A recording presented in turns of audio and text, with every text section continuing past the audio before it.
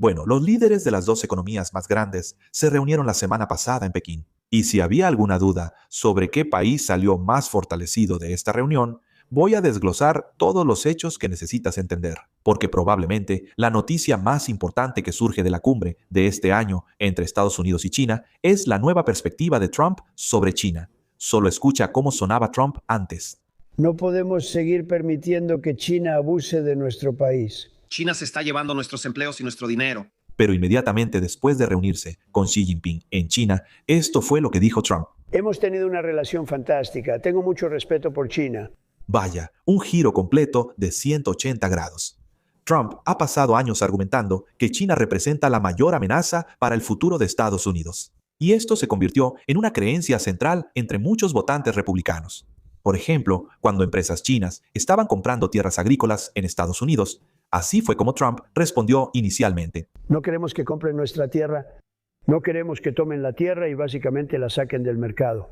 Pero ahora escuchen a Trump explicar cómo que China compre tierras agrícolas en Estados Unidos es en realidad lo mejor que le podría pasar a los agricultores estadounidenses. ¿Quieren ver que bajen los precios de las tierras agrícolas? ¿Quieren ver a los agricultores perder mucho dinero? Solo saquen eso del mercado. Increíble. Otro giro de 180 grados. ¿Y qué hay de los estudiantes chinos que vienen a Estados Unidos?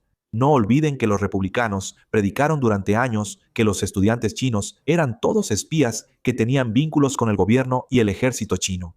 Una vez más, solo escuchen la retórica de Trump antes de esta cumbre. Hay alrededor de un 31%, casi un 31% de extranjeros que vienen a Harvard. Es demasiado porque tenemos estadounidenses que quieren ir ahí. Pero ahora, Trump cree que los estudiantes chinos son la clave para el éxito a largo plazo de las universidades estadounidenses. Podría decirles que no quiero ningún estudiante. Es algo muy insultante de decirle a un país. Si quieres ver morir a un sistema universitario, saca a 500.000 de personas de él. Verás, a pesar de años de retórica anti-China, la realidad es que Estados Unidos ahora depende más de China que nunca.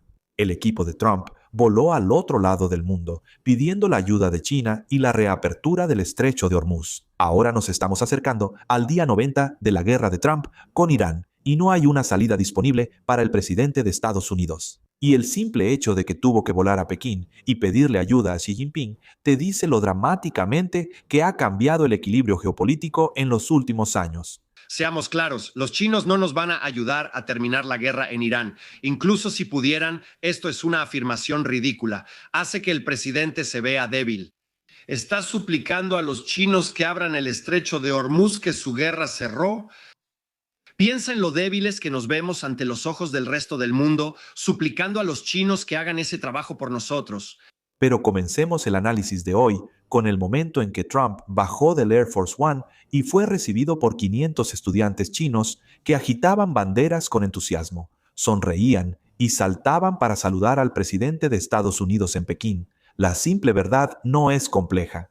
Y esto se destacó en una publicación en X, que recibió más de 2 millones de vistas y simplemente decía: «Caray, el presidente Xi realmente sabe lo que le gusta a Trump». Verás, Trump es posiblemente el narcisista más grande del mundo, y para equilibrar la balanza, todo lo que China tenía que hacer era desplegar la alfombra roja, colmar a Trump de elogios, y él de inmediato alimentaba su ego. Verás, para los entusiastas más acérrimos de MAGA, ellos tomaron esta imagen de Trump caminando por la alfombra roja como una señal de que Estados Unidos volvía a ser respetado en el escenario internacional. Ellos creen que Biden nunca habría recibido una bienvenida así.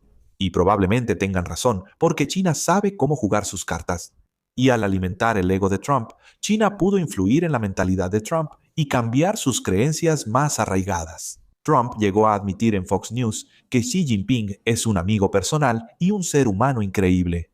Eso sí que es una victoria política para China. Pero aquí solo estamos rascando la superficie, porque cuando los presidentes de Estados Unidos y China se reúnen en persona, nunca están solos. Un total de 17 directores ejecutivos estadounidenses acompañaron a Trump a Pekín, y estamos hablando de algunos de los empresarios más grandes e importantes de Estados Unidos. Por supuesto, Elon Musk de Tesla y Jensen Huang de Nvidia estuvieron presentes, flanqueando a Trump durante la cumbre. Pero en el fondo estaban Tim Cook de Apple, Larry Fink de BlackRock, junto con los directores ejecutivos de Boeing, Citibank, Goldman Sachs y Qualcomm, por mencionar algunos. Ahora, China entendió lo que estaba en juego y también sacó a los pesos pesados de los directores ejecutivos chinos para acompañar al presidente Xi, desde Xiaomi y Lenovo hasta ByteDance, la empresa matriz de TikTok, y el gigante automotriz Fuyao Glass. Pekín dejó en claro que esta cumbre no era solo teatro político. China quería mostrar el enorme ecosistema industrial y tecnológico que ha pasado décadas construyendo, y a diferencia de épocas anteriores, donde las corporaciones estadounidenses dominaban la economía global sin competencia, muchas de estas empresas chinas ahora son competidoras directas de algunas de las firmas más grandes de Estados Unidos. Pero con todos estos directores ejecutivos de alto perfil reunidos bajo un mismo techo, ¿alguna de las partes logró asegurar algún acuerdo comercial importante? Hablemos de la industria aérea. El equipo de Trump anunció con orgullo que China compraría 750 aviones Boeing. Si fuera cierto, representaría el mayor pedido de aviones de la historia y una enorme victoria política para la Casa Blanca. Pero hay solo un problema. Las acciones de Boeing en realidad cayeron casi un 5% después de la cumbre, porque China solo confirmó un pedido de 200 aviones. Entonces, ¿el acuerdo es por 750 aviones, 200 aviones o potencialmente ninguno?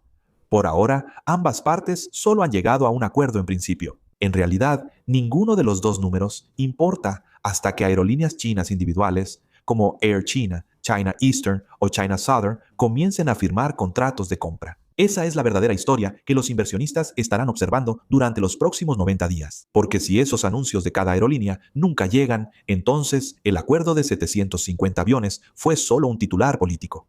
Otra industria que vale la pena examinar es la agricultura. Durante años, China ha sido el mayor comprador individual de soya estadounidense y uno de los mercados de exportación más importantes para los agricultores de Estados Unidos. De hecho, sectores enteros de la agricultura estadounidense se han vuelto muy dependientes de la demanda china. Trump anunció con orgullo que China ahora se ha comprometido a comprar $17,000 millones en productos agrícolas estadounidenses por año durante los próximos 2 años. Y en apariencia, esto suena como una gran victoria para la Casa Blanca.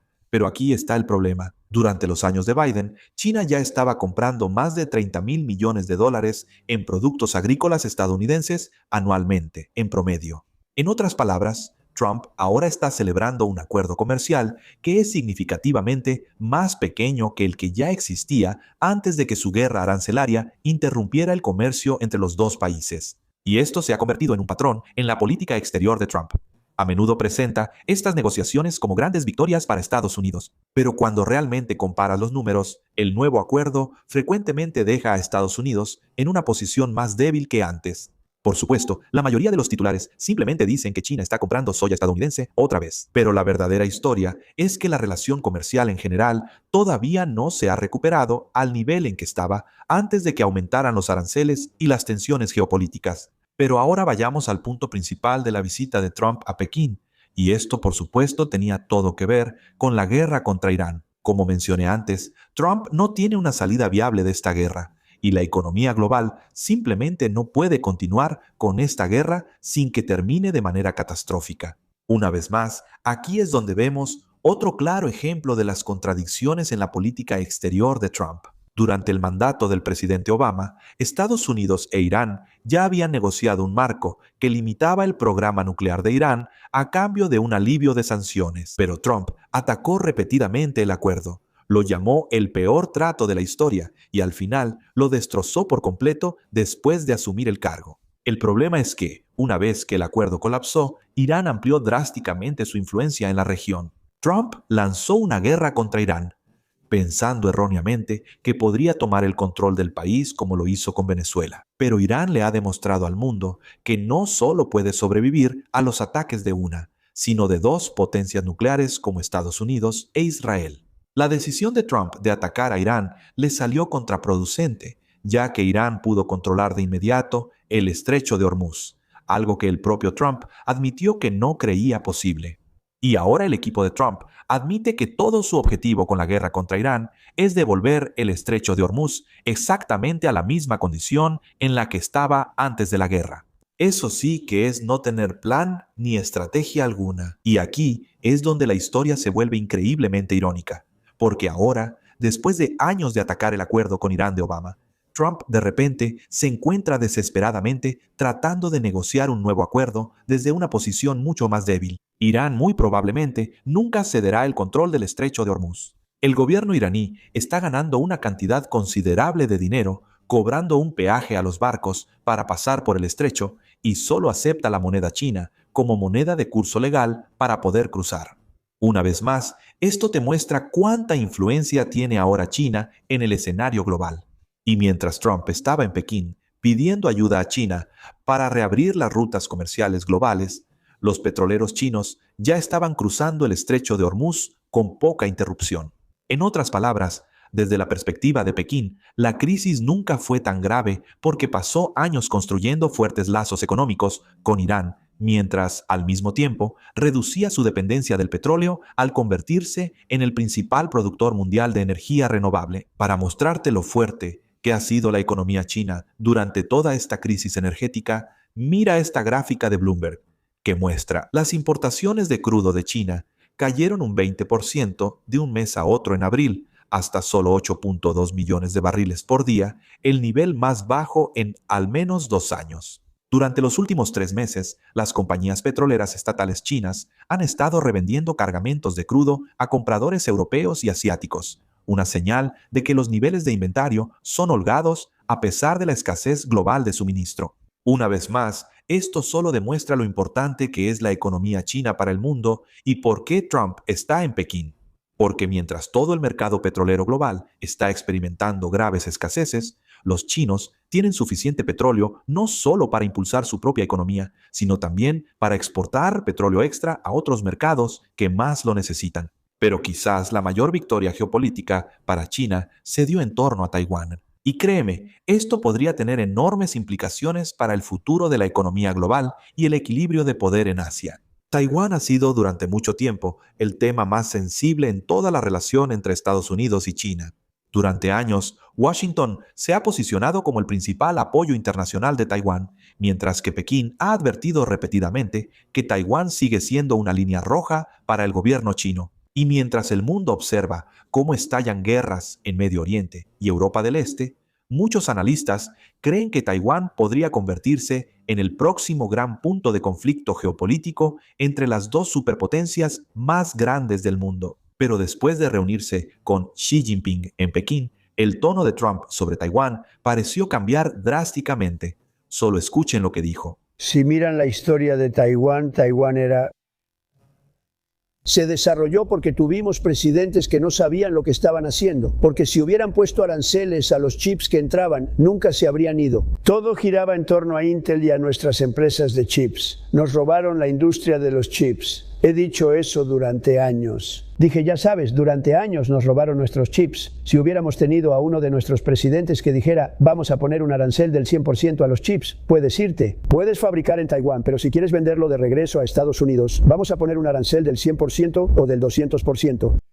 Nunca habríamos perdido el chip. Perdimos la industria de los chips. Todo está regresando. Y sí digo esto.